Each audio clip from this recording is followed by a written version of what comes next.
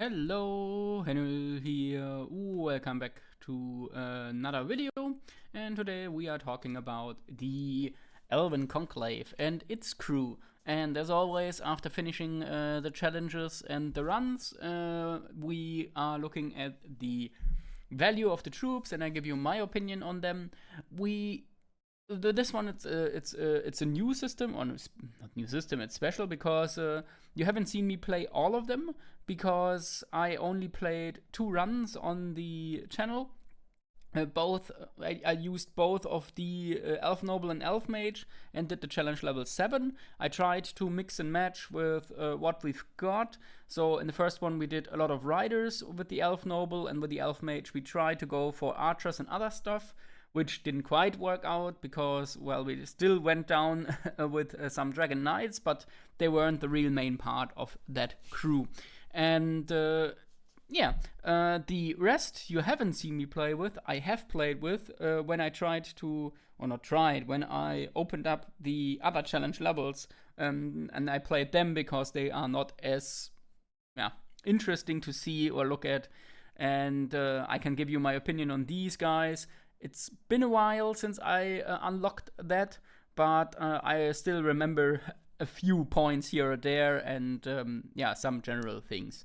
So, with that out of the way and a bit of rambling on here, we can look at the things here. And first up, we've got the Elf Noble and the Elf Mage.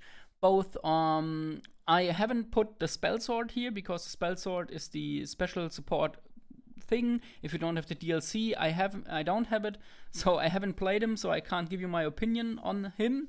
Maybe on the later point I will include him here and put him somewhere, but for now I can only give you an opinion on the Noble and the Mage, so that's why the other one, the Spellmaster, is missing. And as always, we've got one melee and we've got one mage to play with. You see from the stats that the melee guy has 5 skill, 4 power, and the mage has 4 skill and 3 power and 1 less attack, and 1 less discipline. And at the same time, the elf mage starts with divine favor. That's the +1 to skill.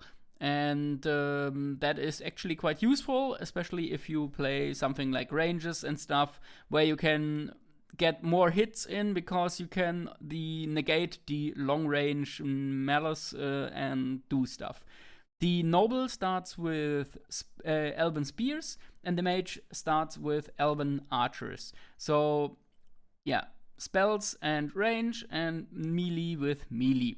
The elf noble also has a rallying cry you can use once in the fight, which gives you the opportunity to use on a fleeing unit of your own and get it back into the fight, and not only get it back into the fight without the skill check or the discipline check, but give it even a turn back. So I used that in the run, as you've seen, to run away from charges I didn't want to take, and then I use on the next turn the rallying cry on that unit, and that unit could move again, so you don't get back attacked, and you can make use of this ability to run away from charges, to flee. And that's the only thing, but you can only use it once, and it's rather situational. Overall, we do as we always do. I put down the elf noble in the middle. He's my average.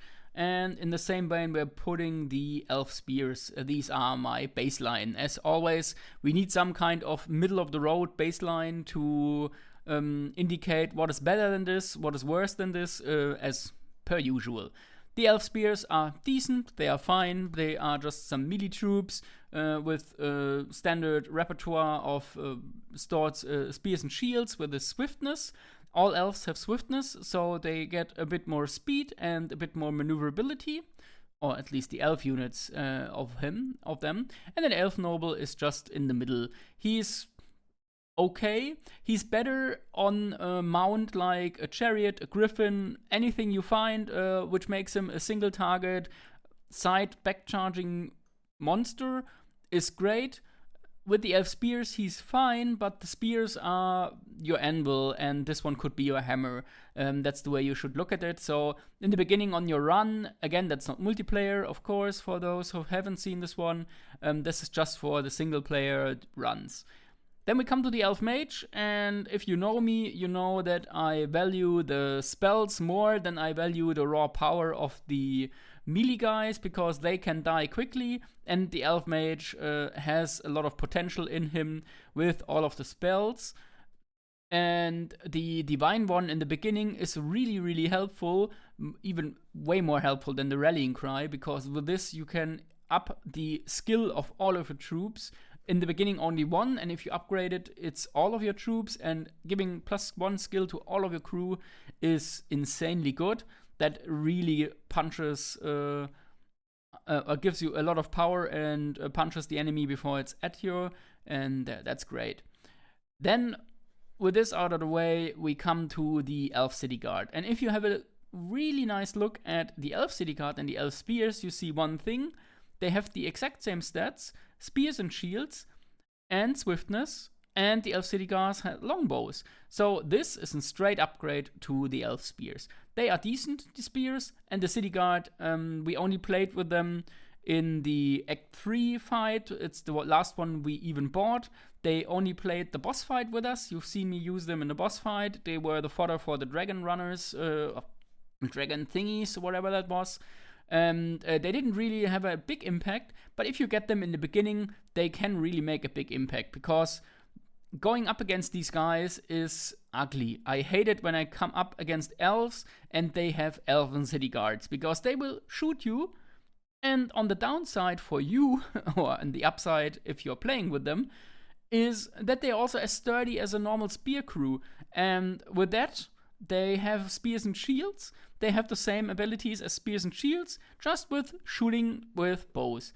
And that's the exact same value you get out of, or the upgrade that you get out of the dwarves, and when you had the best unit of the dwarves, the deep guard or what they were called, or the other ones before that, and then give them the hand cannons. And I remember way in the beginning of this game, before all of the patches and balances, you could give the dwarves the blunderbusses and the hand cannons as a normal upgrade in the smithy, and then afterwards it was just the random event where you can get it. But if you got it, it was insane.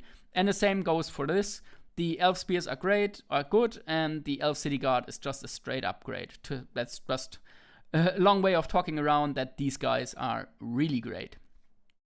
And then we come to the weapons masters, the last melee crew. As you can see, we only have 3 real melee crew here with the elves, and these guys, I dread going up against them, and using them myself was really strong.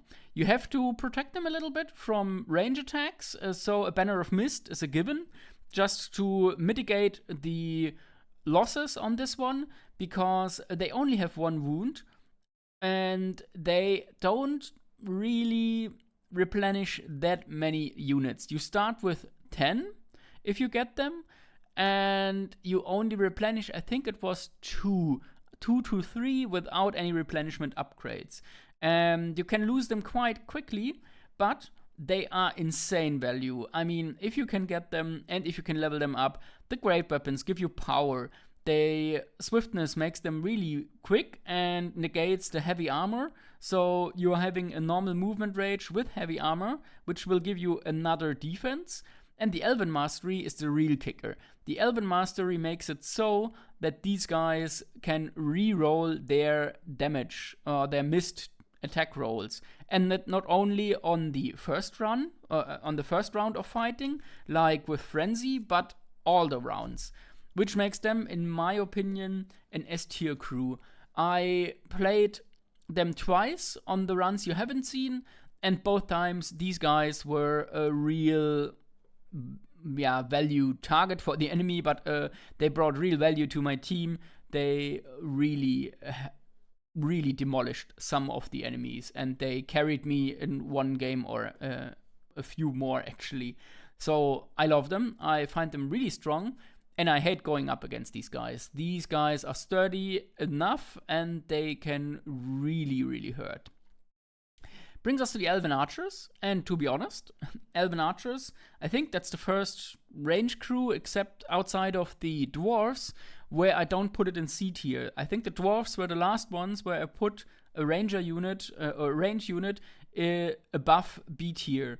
And I would say B tier is not enough for them, because they are, in my opinion, better as the spears. If you look at the value numbers, you've got the same exact stats, but you trade off the spear and shield, which gives you the 1 defense and the extra row of attacks if you are not charging, and you get that for a longbow. So you're basically in between the city guard and the spears. If you have to decide between city guard and archers, I would gladly go for the city guard, but because you get the best of both worlds, you get the longbow, you get the same stats, and you get a spear and shield, of course. They are not gonna win you.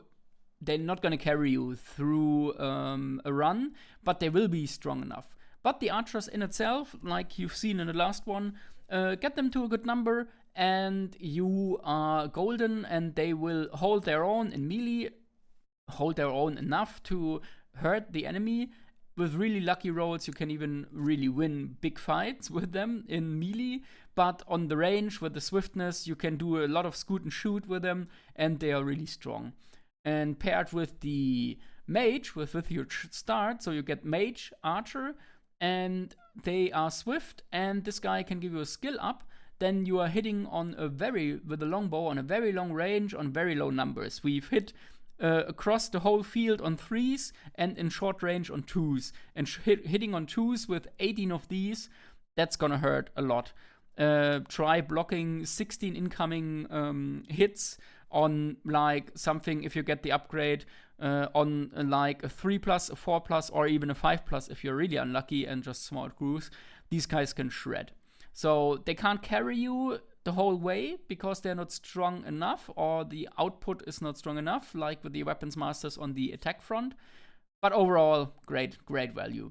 And this is a really solid start. So if you're playing mage, starting with the archers, and get a city guard, you are set, because these guys sit in the back row, shoot the enemy, and then finish off whatever is left. So think of Lord of the Rings, the elven guards on the Helm's Deep defense. That's what you get with this. And then we come to the Elven Watchers. And the Elf Watchers are just, let's put it at what it is. It's trash. In my opinion, they are trash. Real trash. We played with them in the last run, and just as I put it, we gimped ourselves by choosing them. I could have chosen any other thing out of the 3 I got on the start, and I would have been better off than with the Elf Watchers. These guys are the worst combination. If the Elf City Guard is a great combination, because you get the defensive value and the range and the range attacks and a lot of crew, with the Elf Watchers, you get the exact opposite. The Elf Watchers is a mix of the normal melee crew, the Elf Spears. You get rid of the Spear and Shield and get a 2-hand weapon and try to play on a Weapons Master level. And the 2-hand weapon makes it that you get 2 attacks, but not on range. That would be great if you could put them on a double range attack, so each one of those would shoot 2 arrows. Then that would be great, but no, you just get 2-hand weapons, and which means you get 2 attacks, but only in melee. So you have to bring these guys into melee purposefully to really kill the enemy. And then comes the kicker. You only start with, I think, 8 of them? 10 or 8? I think it was 8. You start with a low number, you get only up to a few more. They don't replenish as many as you can with these. The numbers are not as great, and they die quickly. The Ambusher is, again, without real value, because putting them in front into some kind of terrain, which is great because you're a scout, you can just move through wood, that's fine. But putting them into terrain just puts them in harm's way, and with 10 of those, one enemy shooting at you and you're down to 6, and then you're just shooting 6 measly longbows. And that's compared to like 10, 16 of these. So if you get anything else to choose, don't choose the Elf Watchers. They are trash in my opinion. They're the worst combination. Whilst the City Guard is a really nice combination, this one is the worst combination because it's going full offense and not in the best way possible. And they can die really quickly, and the ambush value is not really there. Yeah, that's for the Elf Watcher. I'm not a fan of them. You could be of another opinion, of course. Could be that they carried you. They really gimped me. And if you've seen my last run in Act 1, playing with Mage, Archer, and getting in another group of Archers and the Watchers. Yeah, I mean, these I had both throwers, the Mage with the Archers and the Watchers.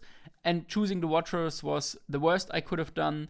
And the Act 1 was really hard until we got the army going and got more crew in. And then they were just fodder. I put them up front with the ambusher just to eat some of the other enemy shots to save my backline units from being hit early. That's all the value I've got out of them. And if you position them correctly, you can use them in the back or side attacks on enemies. That's fine, but overall, I wouldn't choose them if I were you. Which brings us to the Elven Bolt Thrower. And to be quite honest, these guys were great if you level them up. It was the first time I felt that I got real big value out of these Bolt Throwers.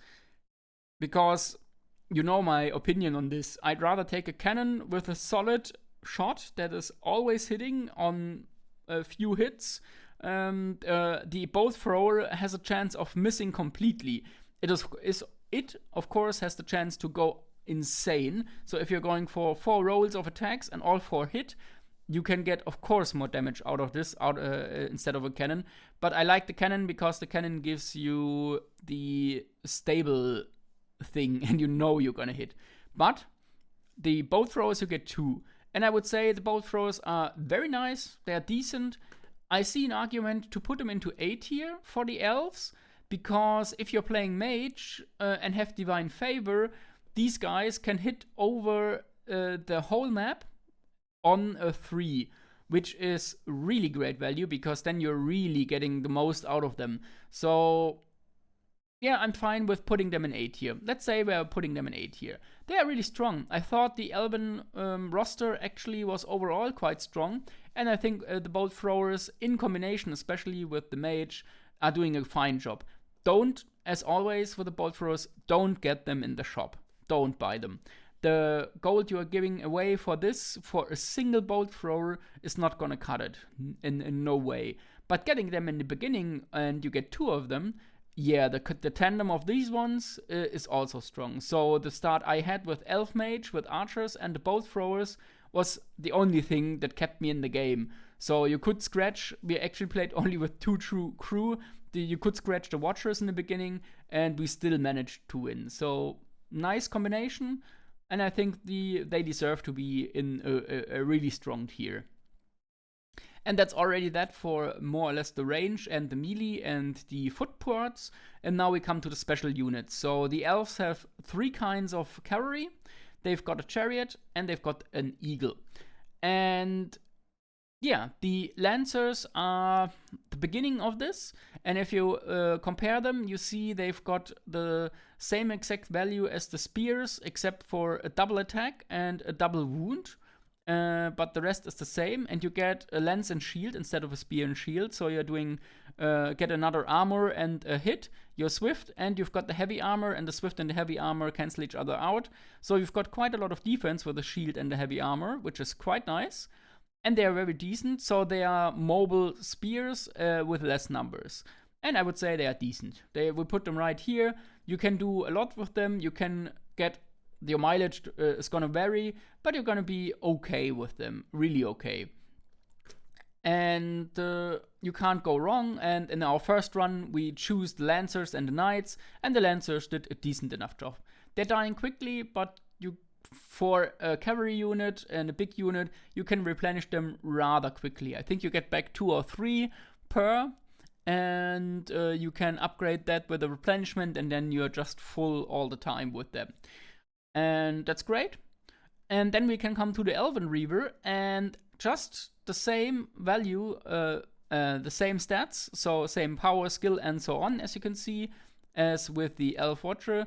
But instead of you get lance and shields, you get hand weapons, and that means you lose the armor, you lose the shield, so the defense on these is lower by 2 than to the lancers, but you get a short bow.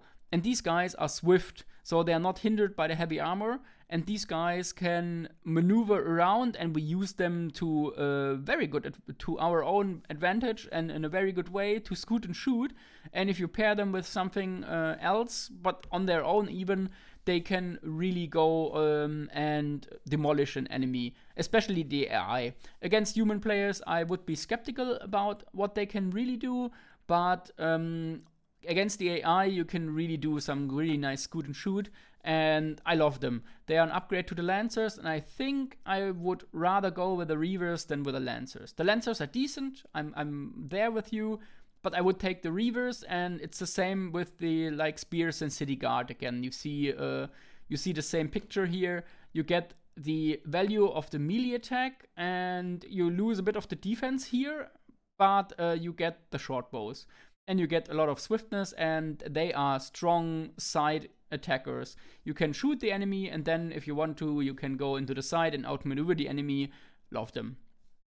I'm quite fond of the Elven Reavers. They helped us out in the first run with all of the calves. And speaking of calves, we come to the Dragon Knights. And despite me loving them, and maybe you hate me for that, but these guys have one big drawback, and that's their numbers. I mean, the replenishment. You only get 1 back per replenishment round.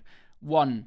And you can upgrade them to, with upgraded replenishment, you go up to 2 or 2 to 3 if you're going to 2 level ups on replenishment, which is okay because you're going to lose some of them. But 2 or 3, and then you can go up on a lot of these, and you're not really playing them to full capacity a lot of the time. Or at least the way I played it was at least my experience. You're always gimping behind, you're behind on the full numbers that you could have. But at the same time, they are strong. So they got hand weapons and shields, so they got the defensive bonus of the Lancers. They are swift with heavy armor, so Lancers again. But the big kicker here, we start with 1 skill more, 1 power more, get the same defense as the Lancers, and we get Elven Mastery, just like the Weapon Masters. And these guys can really shred an enemy. Problem is, the numbers are holding you back. So, where the Weapons Masters start with nearly the same amount of troops, they replenish rather quickly, and you get them to full power after 1 fight and 1 replenishment. You will probably have them at full power again, and they can deal their whole damage. These guys can very quickly lose their edge because you can't upgrade the attack part on them, so they always attack with 2 attacks. And losing a model and not getting them back, like losing 4 of them in 1 fight, then replenishing only 1 of those, and instead of going in with 6 of these riders, you're going in with 3. Suddenly you're only on half capacity on the attacks. That isn't to say they are bad, I'm just saying I would rather take the Weapons Masters, and the Dragon Knights go for me on the top of 8 here. They can carry you, and I thought they would carry me in the cavalry run, in our first run with the elves, but I would say they did a decent job, they did fine, and without them we wouldn't have won. But without the help of other Lancers and the Reavers, these guys alone are not quite capable. Just as the Weapon Masters alone are probably not going to be capable to get you a run going. So I would say the elves in that regard are worse off than others because they don't really have a unit that can single-handedly just rip apart an enemy and win you the game, like the Minotaurs we had with the other ones.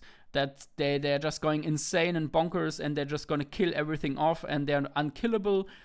Really big trolls if you're going for that with the undead ones, or the, what was it, the rats? No, not the rats. Who had trolls? Yeah, whoever had trolls with the regeneration, if you get them to get with wounds and stuff, I mean, insane. And these Dragon Knights, great, very nice value. They definitely help you win games, especially with a good support backline. But on their own, I don't like their replenishment. They're really low replenishment. That's the one thing that's holding them back. If they would get a bit more base replenishment, like the chance of getting 2 back in the base and then upgrading to always 2 to 3 or something, always 3. So that would be nice. I would gladly see that. Then you can work them on full capacity. But otherwise, if you are unlucky, you lose a lot of them, and then you are lost in one fight the whole value of these. I say I'll put them in A tier. We can argue about it if you put it in S tier. I love them, but I think they're really nicely placed in A tier. Strong and not the best. Which brings us to the last 2 units. And to be honest, I'm not quite sure where to put them. As is clear with my missing love for chariots, this one is never gonna go above C tier for me. I don't like chariots. They are a fun. It's fun to play with them, but you just need the wrong enemy, like undead ones, and you are scuffed with these. You get 2 chariots, same thing as with the bolt throwers. Never buy these in a shop for a solo. Only pick them in the beginning. If you really want to play them, pick them in the beginning, or pick them during the run as a vehicle for your hero. Otherwise, only in the beginning. And I would say they are solid C tier. Hand weapons, crushing charge, as per usual for chariots. Swiftness gives them a bit of an edge against other chariots because these guys are quick, and also the high defense. So these elven chariots are great, but I don't really see them above C tier. I just can't. I can't with good conscience say to you to take these and have a nice fight. You're still better off using these than Watchers, especially if you're getting a double pack. So 2 chariots always beat the Watchers, always. I don't think I would ever take the Watchers again unless for just lols and funs. Overall, I'd say C tier is the Elven Chariot. That's where they belong, in my opinion.